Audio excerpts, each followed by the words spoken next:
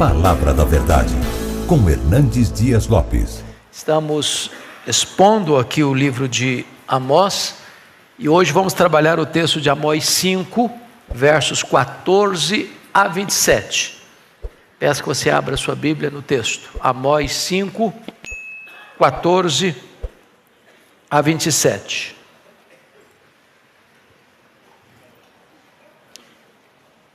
O texto diz o seguinte, todos aí sintonizados? Buscai o bem e não o mal, para que vivais, e assim o Senhor, o Deus dos exércitos, estará convosco, como dizeis. Aborrecei o mal e amai o bem, e estabelecei na porta o juízo. Talvez o Senhor, o Deus dos exércitos, se compadeça do restante de José. Portanto, assim diz o Senhor Deus dos exércitos: em todas as praças haverá pranto, e em todas as ruas dirão ai, ai, e ao lavrador chamarão para o pranto, e para os choros que sabem prantear.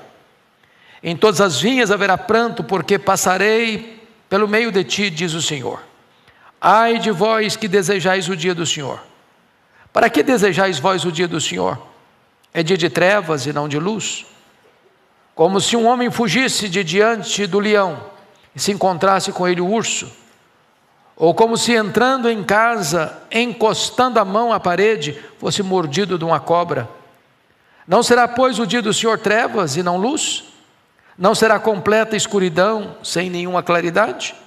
Aborreço, desprezo as vossas festas, e com as vossas assembleias solenes não tenho nenhum prazer. E ainda que me ofereçais holocaustos e vossas ofertas de manjares, não me agradarei deles, nem atentarei para as ofertas pacíficas de vossos animais cevados. Afasta de mim o estrépito dos teus cânticos, porque não ouvirei as melodias das tuas liras. Antes corra o juízo como as águas, e a justiça como o ribeiro perene. Apresentastes-me vós sacrifício e ofertas de manjares no deserto por 40 anos, ó casa de Israel. Sim, levaste Sicute, vosso rei, Quium, vossa imagem, e o vosso Deus estrela, que fizestes para vós mesmos. Por isso vos desterrarei para além de Damasco, diz o Senhor, cujo nome é Deus dos exércitos. Meus irmãos, eu quero conversar então com vocês nesta manhã sobre o tema: quando a religião perde o seu poder. Quando a religião perde o seu poder. Bom, nós não poderíamos começar esta fala a não ser retrocedendo a Salomão. Vocês bem sabem que Salomão começa muito bem o seu reinado de 40 anos, mas encerra o seu mandato de forma trágica. Trágica. A Bíblia chega a dizer que ele amou as suas mulheres e ele desprezou a Deus. Ele que teve o privilégio de erigir o templo de Jerusalém, constrói capelas aos deuses pagãos. Ele que havia conclamado a nação a adorar o Deus vivo e verdadeiro, agora se prostra diante de ídolos no final da sua vida. Ele que, recebendo a orientação de Deus, como deveria ser um monarca em Israel, lá em Deuteronômio 17, quebra todos os princípios estabelecidos por Deus, multiplicando para si cavalos, pondo a sua confiança no exército e não em Deus, multiplicando para si ouro, confiando na riqueza e não em Deus, multiplicando para si mulheres, portanto, curvando-se aos muitos deuses dessas mulheres com quem contraiu o matrimônio. Ainda mais, ele viveu opulentamente, nababescamente, no luxo, no fausto, na riqueza, mas impôs ao seu povo impostos abusivos. Se não bastasse isso, ele ainda estabeleceu escravidão e colocou feitores de escravos para arrancar dos braços cansados desses escravos o produto da sua riqueza. É um rei rico e um povo pobre. Se não bastasse isso, ele não preparou o seu sucessor. Seu filho Roboão, herdeiro do trono, nasceu 1 ano antes de Salomão assumir o poder. Portanto, o menino viveu e cresceu no fausto, no luxo, na fartura, na riqueza, na exuberância, e não estava preparado para governar. Quando Salomão morre, em 931 a.C., Roboão assume o governo e vai meter os pés pelas mãos. Foi a oportunidade do povo reivindicar mudança da política econômica. Foi o tempo do povo reivindicar alívio dos tributos e impostos. O povo não aguentava mais pagar a conta. Vocês muito bem sabem disso. Não tem almoço de graça. Se alguém está comendo de graça, alguém está pagando. Para o governo ter luxos exorbitantes, alguém está pagando a conta. Para os governantes viverem nababescamente, alguém está ralando. Então, quando reivindicaram de Roboão alívio dos impostos, insensatamente ele disse: eu vou aumentar os impostos. Eu vou tornar a vida de vocês ainda mais difícil, mais amarga. Se meu pai afligiu vocês com chicotes, eu vou afligir vocês com escorpiões. E isso levou uma rebelião das 10 tribos do norte, formando um outro reino, o reino de Israel, conhecido como Reino do Norte, às vezes chamado de Efraim, cuja capital mais tarde veio se tornar Samaria. Esse Reino do Norte durou 209 anos, começando em 931, com a morte de Salomão, até o cativeiro assírio, que ocorreu em 722 a.C. Nesse período de 209 anos, no Reino do Norte, um fato aconteceu. O rei que liderou esta cisão, o rei cismático chamado Jeroboão, denominamos de Jeroboão I, porque mais tarde vai ter um segundo Jeroboão, da dinastia de Jeú, que governou 41 anos, mais longo governo do Reino do Norte. Ele, ao assumir o governo, e está muito ligado ao que nós estamos lendo, ele tomou uma decisão, não permitindo os seus súditos irem a Jerusalém, porque as 2 tribos, Judá e Benjamim, a sede era Jerusalém, o templo estava em Jerusalém, as festas eram em Jerusalém, os sacrifícios eram em Jerusalém, tudo estava centralizado no templo de Jerusalém. O que é que ele fez? Ele disse para os seus súditos: eu vou criar novos templos. Vou colocar um em Dan, no norte, vou colocar outro templo em Betel, no sul. Vou criar uma nova divindade. Fabricou 2 bezerros de ouro, colocou um em Dan, outro em Betel. Estabeleceu um novo culto, novos sacerdotes, nova liturgia. E todos os 19 reis que governaram, de Jeroboão I até Oséias, que foi o último rei de Israel, todos, sem exceção, andaram nos caminhos de Jeroboão. Ou seja, nunca a idolatria ou a adoração aos bezerros de ouro cessou em Israel. Todos eles. Quem foram esses 19 reis? Jeroboão I, Nadab, Baasa, Elá, Zinri, Onri, Acabe, Acasias, Jorão, Jeú, Jeoacás, Jeroboão I, Jeoás, e agora entra Salum, Menahem, Pecaías, Peca e Oséias. Esses 19 reis, em 9 dinastias diferentes, se considerarmos Zinri, que só governa uma semana como uma dinastia, são 9, se tirarmos fica 8. Todos eles andaram nesse caminho de idolatria, todos. Vale destacar ainda que desses reis, vários deles foram assassinados. Nadab foi assassinado, Elá foi assassinado, Acabe foi assassinado, Jorão foi assassinado.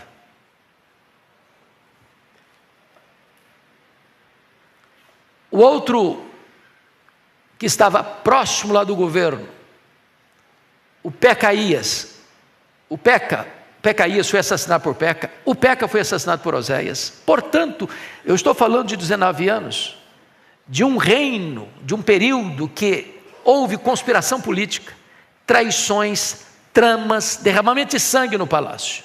Ou seja, a morte de Salomão, ou melhor dizendo, as más escolhas de Salomão empurrou a nação de Israel para um abismo político, moral, religioso e econômico. Então, esse é o pano de fundo que precisamos para entender o texto que acabamos de ler. Notem vocês que eles divorciaram a religião da ortodoxia. Divorciaram a ortodoxia da piedade. Divorciaram o credo da conduta. E no capítulo 4, nós vimos o que ele disse no versículo 4: vinde a Betel e transgredi, a Gilgal e multiplicai as transgressões. Você percebe, capítulo 5, verso 5: porém não busqueis a Betel, nem venhais a Gilgal, nem passeis a Berseba, porque Gilgal certamente será levada cativa e Betel será desfeita em nada. O que está acontecendo aqui? Esses locais, biblicamente, são locais muito importantes. Betel é o lugar da manifestação de Deus a Jacó. Foi chamado de casa de Deus, porta do céu. Mas agora Betel é o centro de um culto idólatra. Lá não tem Deus, lá tem um bezerro de ouro.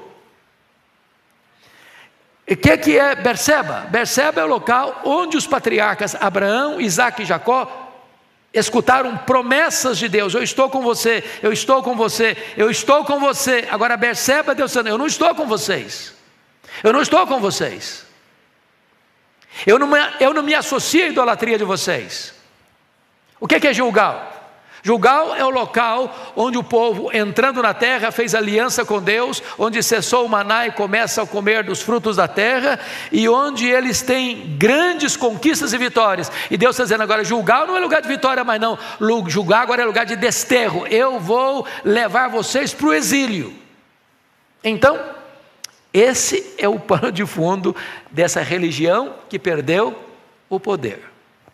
O que é isso? Uma religião sincrética. O que é uma religião sincrética? Eles estão adorando o bezerro de ouro, eles estão adorando deuses pagãos, achando com isso que estão adorando o Deus vivo e verdadeiro.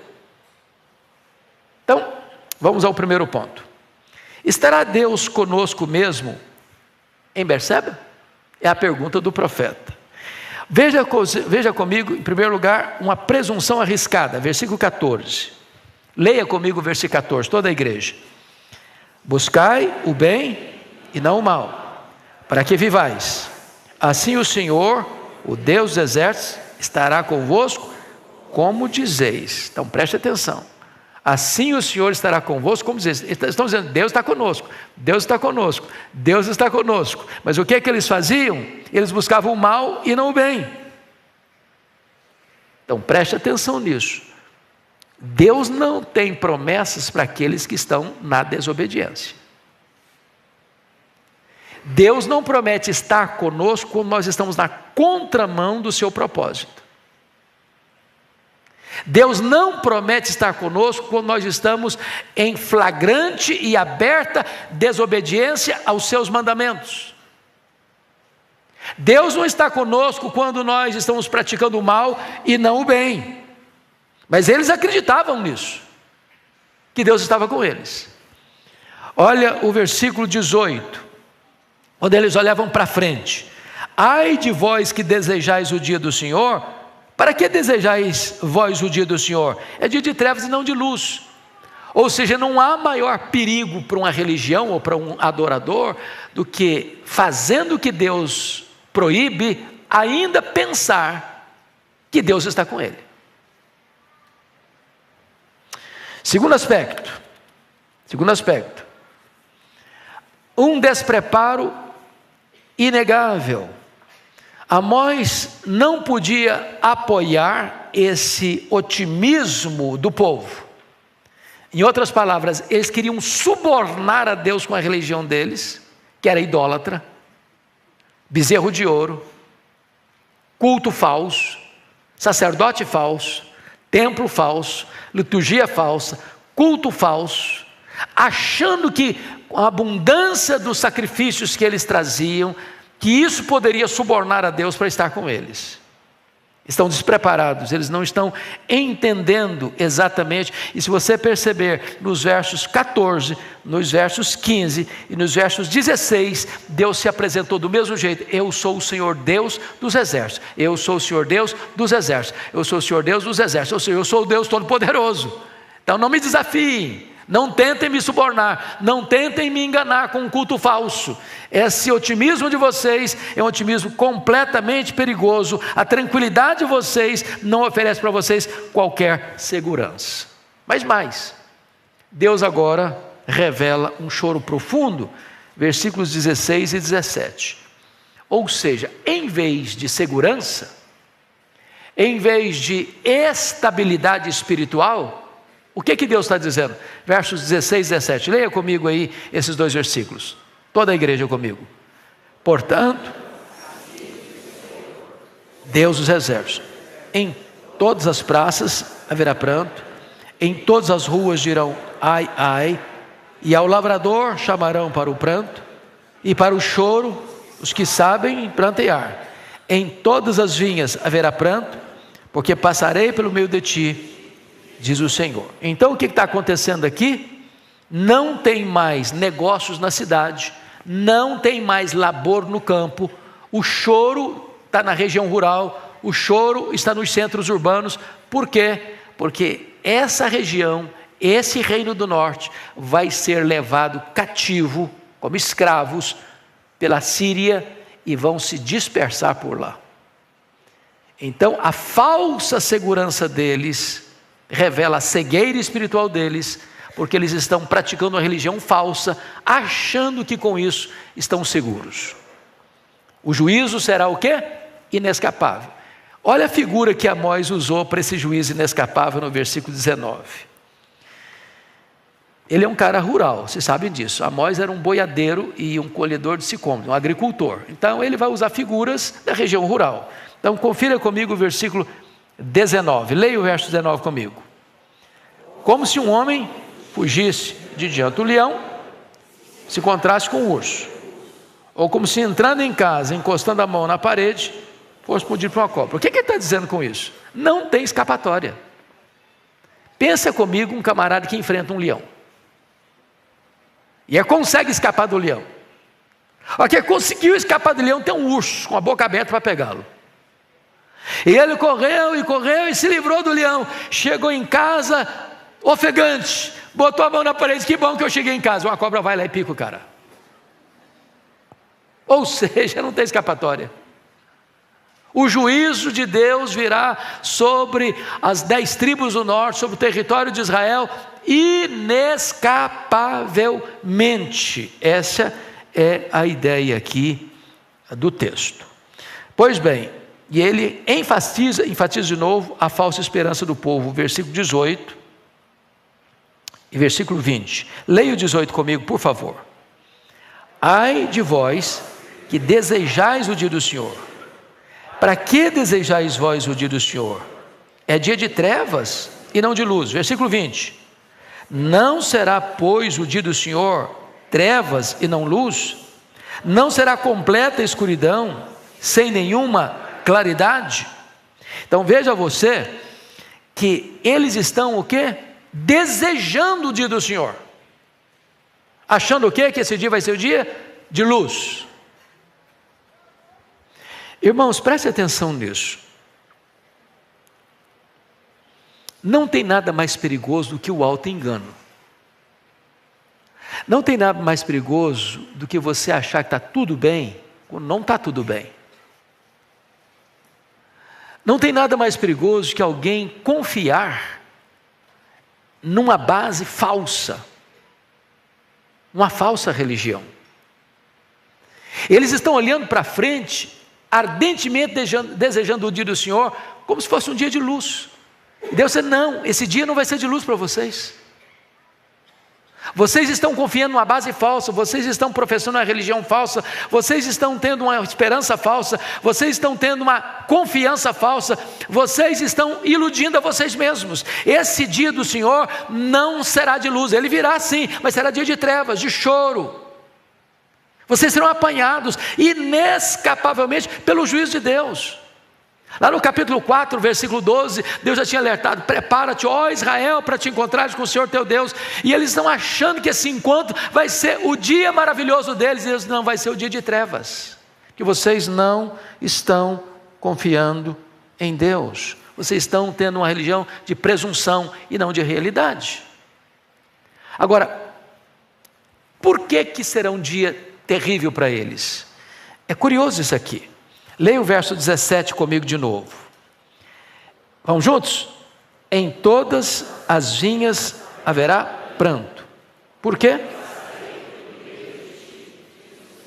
Porque passarei pelo meio de ti, diz o Senhor. Por que eles estão em desespero?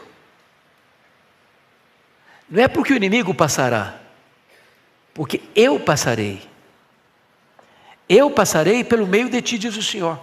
Então preste atenção nisso. Que Deus vai passar no meio deles naquele dia de trevas, de escuridão? O Deus do juízo. Deus é fogo consumidor. Horrenda coisa é cair nas mãos do Deus vivo. O que o homem semear, isso ele ceifará.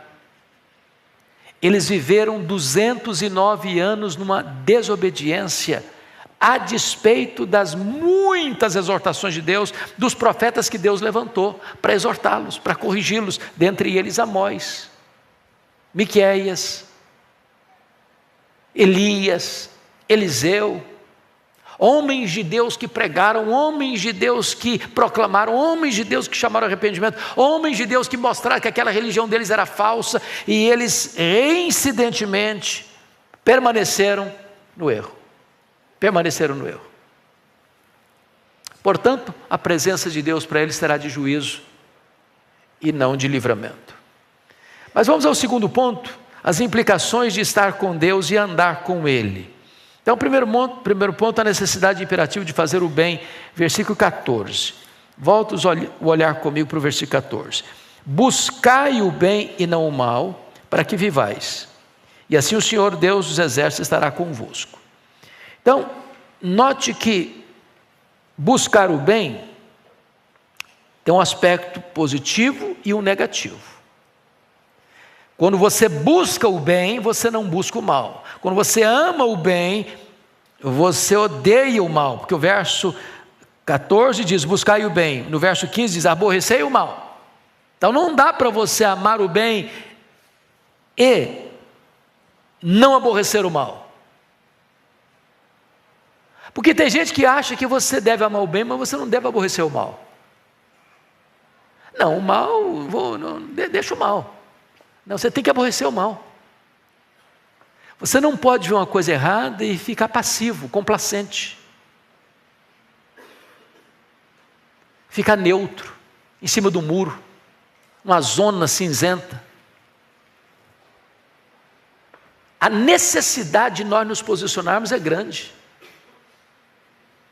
Quando você vê o mal prosperando, quando você vê a violência prosperando, quando você vê a corrupção prosperando, quando você vê a idolatria prosperando, quando você vê as coisas acontecendo pelas avessas, seja na questão política, econômica, social, moral, espiritual, isso tem que provocar em você uma angústia, uma revolta interior.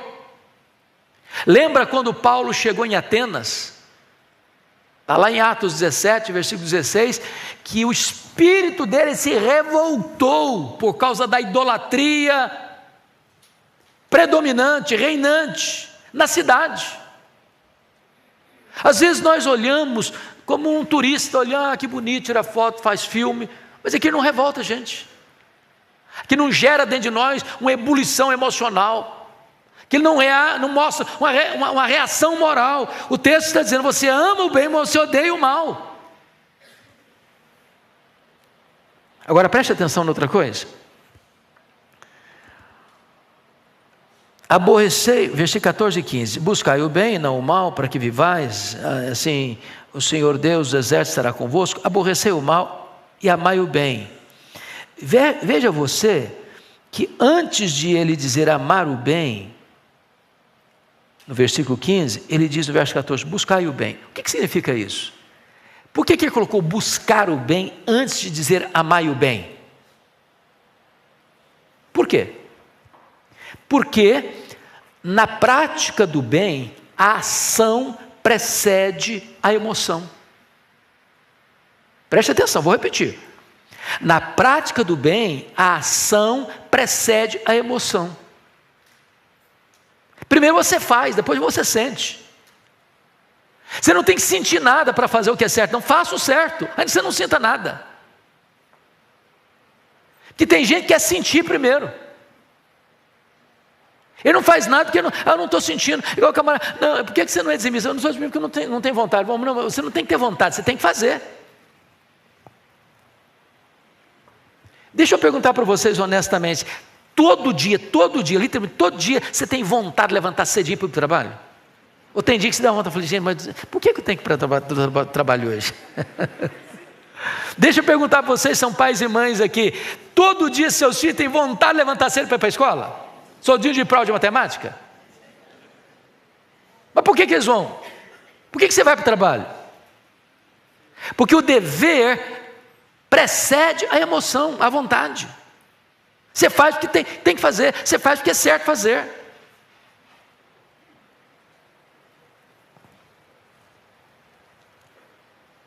Não espere você ter vontade para fazer, faça e você terá vontade. Primeiro você pratica o bem, depois você ama o bem. Porque quando você faz, você acaba gostando de fazer. Convenhamos, tem dia que você vem para a igreja por compromisso? Ou todo dia você está assim, hiper motivado? Você conhece aquele fato do rapaz que dormia até tarde e era difícil tirá-lo da cama? E a mãe foi acordar o filho, já grande. Falou: meu filho, acorda, vambora, levanta. Falou: mãe, mas eu não estou com vontade. Mas hoje é domingo, meu filho, tem que ir para a igreja. Mas mãe, eu não estou com vontade, me dê pelo menos 2 razões para eu levantar. Primeiro, porque hoje é domingo. Segundo, porque você é o pastor da igreja, varão.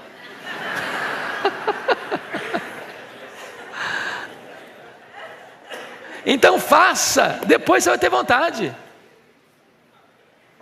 Eu já vinha algumas vezes para a igreja, irmãos, que o meu corpo estava dizendo: não vá, hoje fica, descansa, vai dormir mais cedo.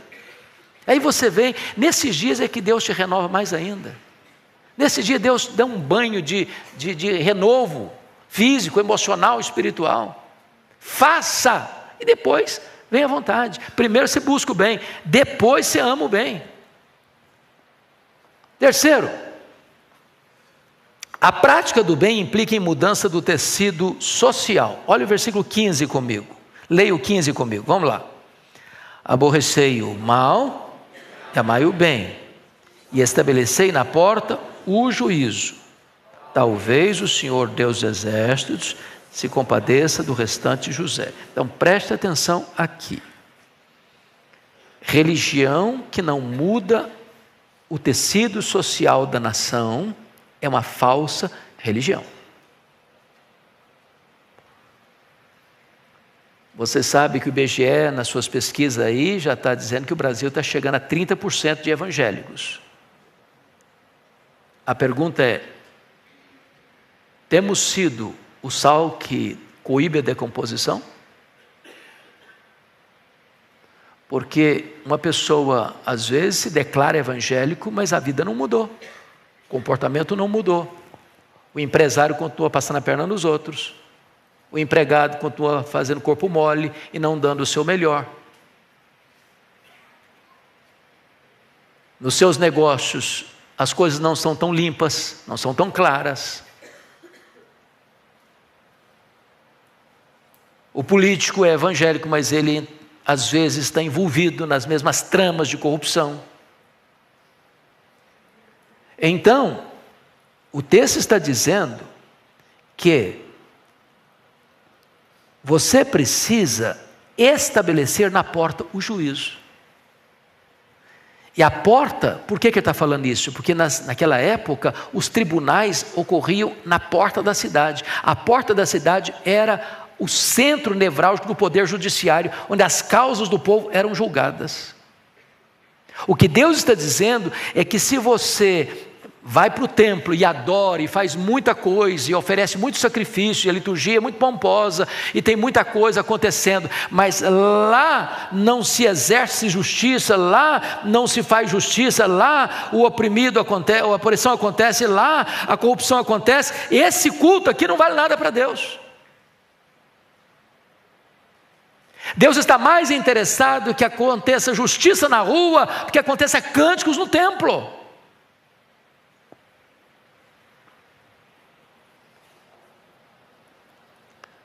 Agora, qual era o problema de Israel? Só volta um pouquinho aí, capítulo 2, versículo 6. Olha o que acontecia.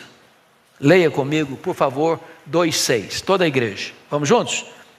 Assim diz o Senhor: por 3 transgressões de Israel, e por 4 não sustarei o castigo, porque os juízes vendem o justo por dinheiro, e condenam o necessitado por um par de sandálias. Ou seja, o poder judiciário de Israel estava rendido à corrupção. Eles tinham um lado. Você sabe que o símbolo da justiça, que está lá na frente do nosso tribunal maior da nação, é uma mulher com os olhos vendados, uma balança na mão. Por que com os olhos vendados? Porque o juiz não julga pela capa do processo, mas pelos autos do processo. Ele não pode ter partido, ele não pode ter preferência. Ah, esse aqui é o fulano, eu vou pesar a mão em cima dele. Ah, esse aqui é o Beltrano, esse aqui eu vou aliviar a mão. E nós estamos assistindo isso todo dia, no Brasil e no mundo. Olha comigo o capítulo 8, por gentileza.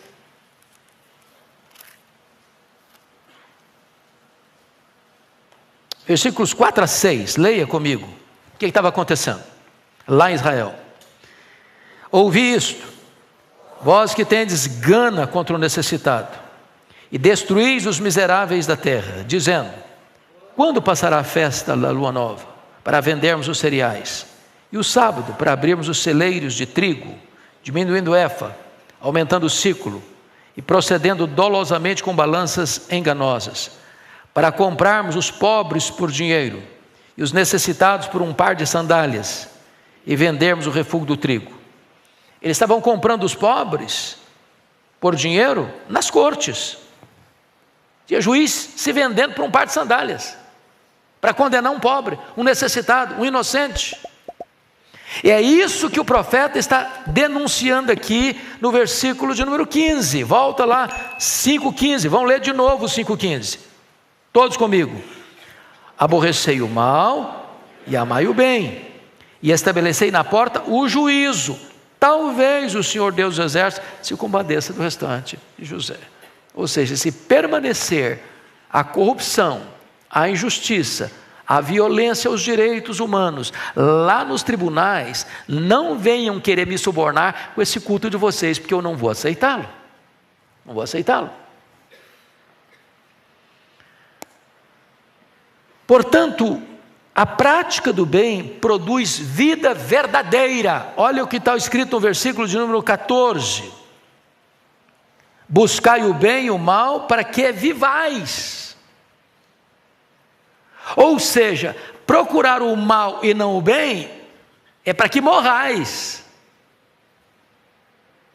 A vida, e eu não estou falando de vida física, vida biológica, eu estou falando mais do que isso, de vida espiritual, de vida com Deus, de vida eterna. Então não se separa a religião da prática do bem. Não se separa a teologia de ética. Não se separa a doutrina de vida. Não se separa credo de conduta. É isso que o profeta está aqui nos alertando. Agora, o que é maravilhoso, irmãos, que mesmo quando Deus exerce o seu juízo, Ele jamais deixa de ser gracioso. Versículo 15 conclui assim: talvez o Senhor Deus dos exércitos se compadeça de quem? O restante? De José. Por que ele menciona José aqui? Porque José passou por muitas dificuldades na vida. Na casa do pai. Segundo, no poço. Terceiro, na escravidão. Quarto, na prisão. Quinto, no esquecimento, até se chegar ao trono. E em todas essas fases da vida de José, há um estribilho em Gênesis: Deus era com ele, Deus estava com ele, Deus estava com ele, Deus estava com ele, Deus estava com ele. Onde há retidão, não necessariamente a vida fácil, mas onde há retidão, tem presença de Deus, tem presença de Deus, tem presença de Deus, tem presença de Deus, tem livramento de Deus, tem livramento de Deus, tem livramento de Deus. Outra pergunta do texto. Gilgal era o lugar da herança, onde eles tomaram posse da terra. Gilgal, herança ou exílio? Olha o que vai acontecer com o povo. 5:27, leia comigo, toda a igreja. 5:27. Por isso vos desterrarei para além de Damasco, diz o Senhor, cujo nome Deus dos exércitos. Então, preste atenção nisso. Ele estava dizendo para o povo, capítulo 5, versículo 5: porém não busqueis a Betel, nem venhais a Gilgal. Ir a Gilgal era ir no lugar da bênção, da posse, da herança. Agora ele está dizendo: Gilgal não vai ser lugar da posse, não vai ser lugar da herança, vai ser lugar do exílio, por causa da falsa religião. Então vamos ver como é que era a religião deles. Vamos ler versos 21 a 23, toda a igreja comigo, por favor. Aborreço, desprezo as vossas festas, com as vossas assembleias solenes, não tenho nenhum prazer. E ainda que me ofereçais holocaustos e vossas ofertas de manjares, não me agradarei deles, nem atentarei para as ofertas pacíficas de vossos animais cevados. Afasta de mim o estrépito dos teus cânticos, porque não ouvirei as melodias das tuas liras. Então preste atenção nisso. Deus está olhando a religiosidade deles. O que tinha lá? Abundância de sacrifícios. O que tinha lá? Muitas ofertas. O que tinha lá? Muita música. Para um observador raso, superficial, ao olhar todo aquele aparato, bateria palma para eles. Vocês estão de parabéns. Que cultos maravilhosos. Quantas ofertas, quantos sacrifícios, quanta abundância, quanta música, quantos cânticos, que liturgia linda, que liturgia fervorosa, que cânticos maravilhosos. E Deus olha a mesma cena e usa palavras muito duras: aborreço, desprezo, afasta de mim, não suporto, não ouvirei. Por quê? Porque Deus, antes de aceitar o culto, Ele precisa aceitar quem? O adorador. Antes de aceitar a oferta, Ele precisa aceitar quem? O ofertante. Então, o que se passa aqui dentro desse santuário não é o que agrada a Deus, se a vida que me precede a entrada nesse santuário não está em sintonia com a vontade de Deus. Solene alerta. Aconteceu isso com Caim e Abel. Deus não aceitou Caim e não aceitou a oferta. Deus aceitou Abel e aceitou a oferta. Aconteceu isso com Hofni e Finéias, lembram? Estavam numa guerra e eles pensaram, é a arca da aliança que não está aqui, vão levar a arca da aliança. Aí levaram a arca da aliança, já tinham sofrido uma perda de 3.000 homens, agora 30.000 homens morrem, porque o problema não era a arca, mas quem carregava a arca. Isso aconteceu, diz a Escritura, lá no profeta Isaías, capítulo 1, Deus está dizendo, eu aborreço esses rituais de vocês. Eu aborreço porque vocês não me conhecem. O boi conhece o seu dono, mas vocês não me conhecem. Isso aconteceu lá com o profeta Malaquias, capítulo 1, versículo 10, a ponto de dizer, é melhor vocês fecharem a porta da igreja, do que apresentarem para mim sacrifícios que eu abomino. Então, isso não é uma mensagem dura que Amós entregou à sua nação 700 anos antes de Cristo. Essa é uma mensagem que confronta o meu coração, o seu coração, o nosso coração. Há muita religiosidade sem nenhuma vida. Agora veja você que o desgosto de Deus tem a ver com um culto que tem empolgação, mas não tem transformação. Eu fico imaginando, irmãos, com a cena que ele mostra aqui, festas, assembleias solenes, holocaustos, ofertas de manjares, música estridente, melodias, tudo isso faz parte de uma liturgia. Tudo isso pode ser agradável. Mas o que é que precisa para que essas cerimônias todas sejam agradáveis? Que a vida do adorador esteja em sintonia com a santidade, com o projeto de Deus. Mas pior do que isso, e eu vou abordar isso aqui a pouquinho, é que o problema deles é que a prática da justiça deveria preceder o ritual religioso. Veja comigo os versos 23 e 24. Vamos ler em voz alta, 23 e 24. Afasta de mim os tempos dos teus cânticos, porque não ouvirei a melodia das tuas liras. Antes, corra o juízo como as águas, e a justiça como o ribeiro perene. Então vamos entender isso aqui. Liturgicamente eles eram avivados, mas eticamente reprovados. O que é que eles tinham? Carisma. O que é que eles não tinham? Caráter. Eles cantavam bonito, mas para Deus era um barulho insuportável. O que que Deus estava querendo deles? Mais sacrifícios? Mais holocaustos? Mais ofertas de manjares? Mais música? Não. Verso 24, antes, em vez disso, corra o juízo como as águas e a justiça como o ribeiro perene. Qual era o problema de Israel? Qual era o problema de Israel? Culto divorciado da vida. Qual era o problema de Israel? A estrutura foi montada para que os ricos ficassem mais ricos, com casas de marfins. As mulheres foram chamadas por ele, Amós, de vacas de Bazã. Se fosse hoje dava processo.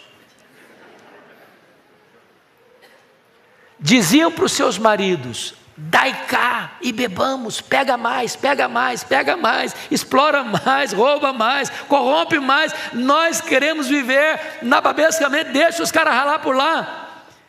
E lá atrás as cortes apoiando os ricos, que exploram os pobres, que aguardam uma hora para vender o refúgio do trigo, com um peso menor, por um preço maior. E eles estão amparados pelo poder judiciário para se corromperem ainda mais. E de repente, toda essa estrutura social agora vai para o templo. Agora é o culto. Agora nós vamos oferecer a Deus um culto, tá? Solene. Muita música, muito sacrifício, muito holocausto, muitas ofertas, como se pudessem subornar a Deus. O que o profeta está dizendo? Antes corra o juízo. Deus está mais interessado em que haja justiça nas cortes. Deus está mais interessado que haja justiça e honestidade nos negócios internacionais. Deus está mais interessado em que se pratique a justiça nos negócios comerciais e nas relações interpessoais do que um culto cheio de pompa no templo.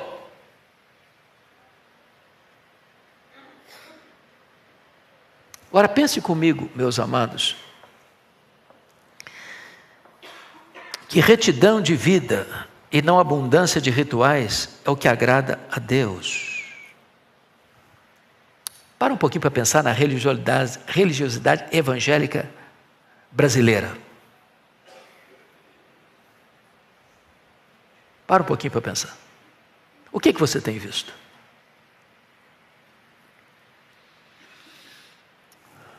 Talvez muita abundância de rituais. Muitos cultos pomposos, mas introduzindo no culto práticas que não têm apoio nas Escrituras. E você vai ver a introdução de muitas músicas na igreja que também não tem base bíblica. E você vai ver muitos rituais que, embora pomposos e agradem o gosto da freguesia, não estão biblicamente fundamentados.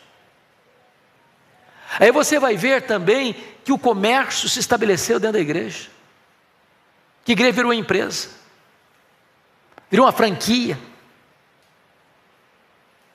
onde tem pastor que vende a igreja de porteira fechada, o templo, os membros, os móveis, que a igreja é dele,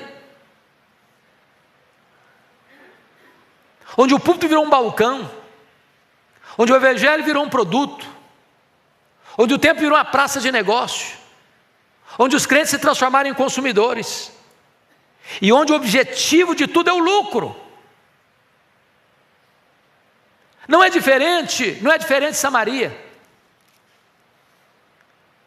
E Deus não se impressiona com números, e Deus não se impressiona com multidões, e Deus não se impressiona com os sacrifícios abundantes. Deus quer que corra o juízo e a justiça, a verdade,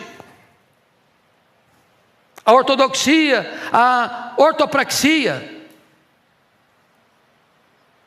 Esse é o culto que agrada a Deus. Mas me permita encerrar. O profeta termina denunciando o sincretismo religioso. O que é sincretismo religioso? A palavra sincretismo religioso significa a mistura de crenças.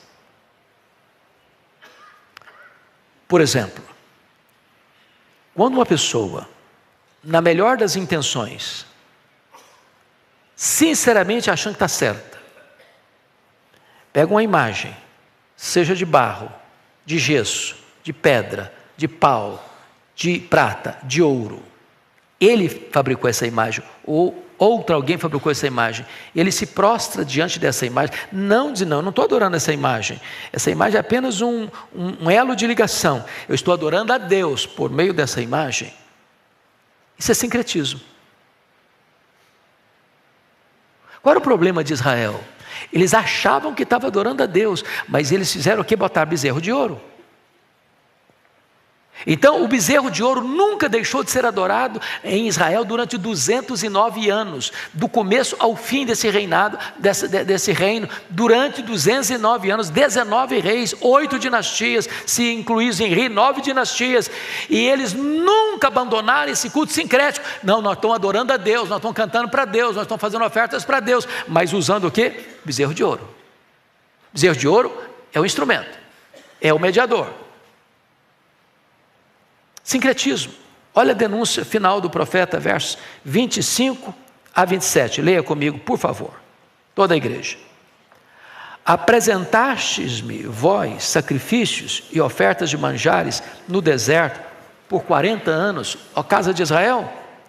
Sim, levaste Sicute, vosso rei, Quium, vossa imagem, e o vosso Deus estrela, que fizeste para vós mesmos.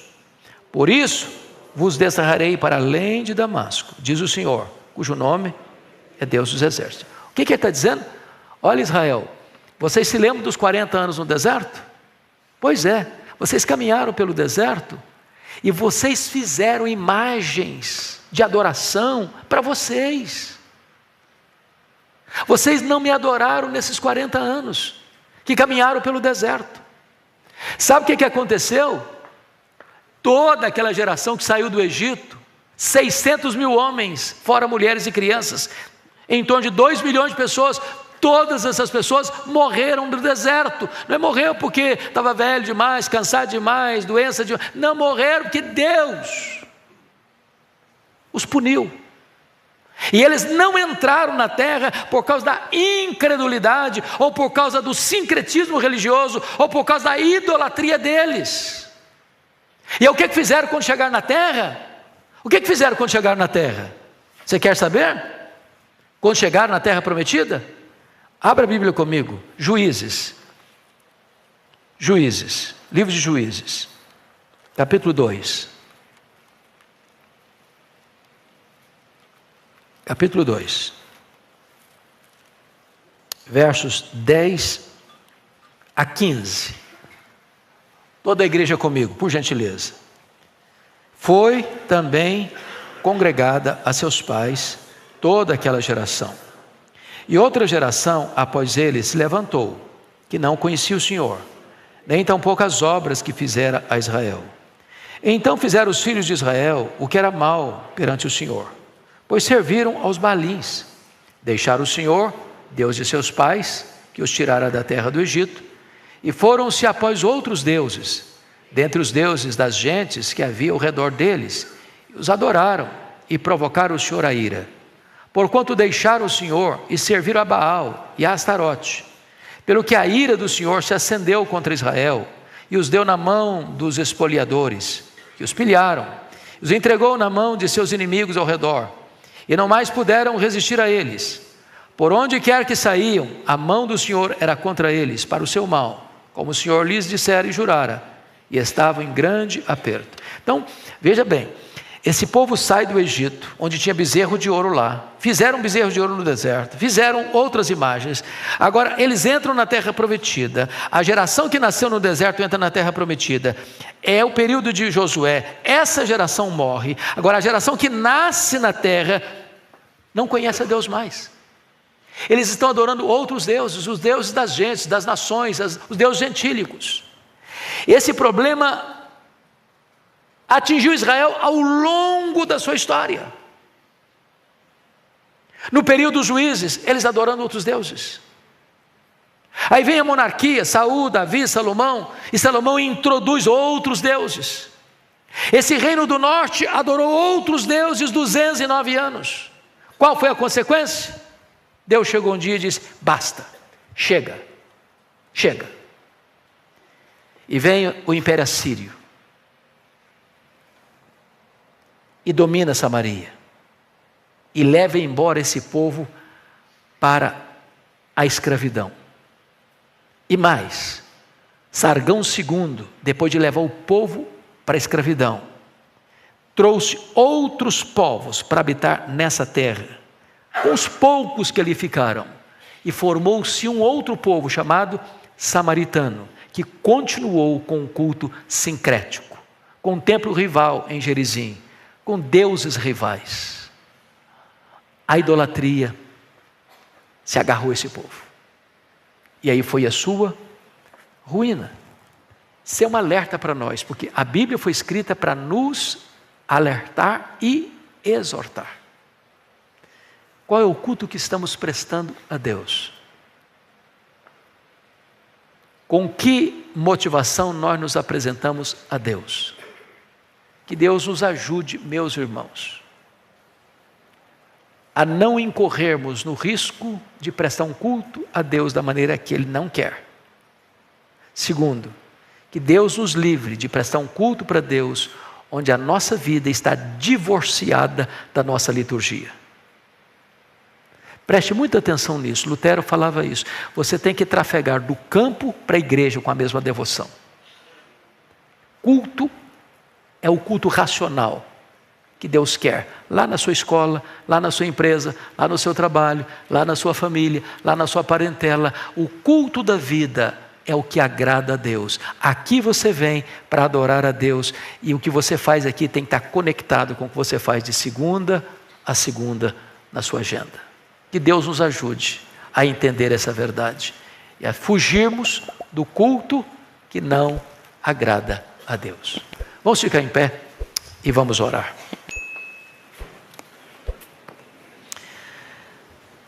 Senhor, nós te agradecemos pelo alerta da tua palavra.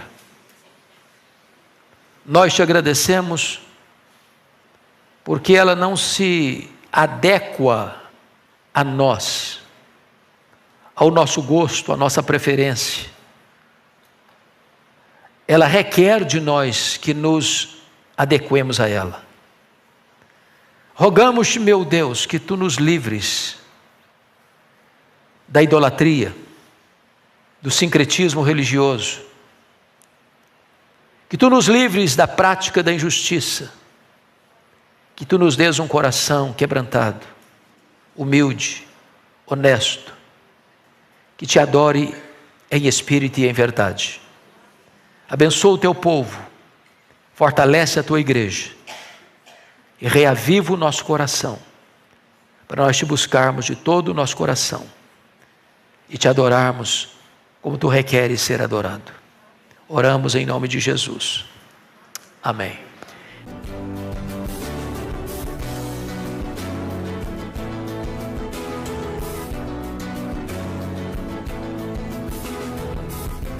Palavra da Verdade, com Hernandes Dias Lopes.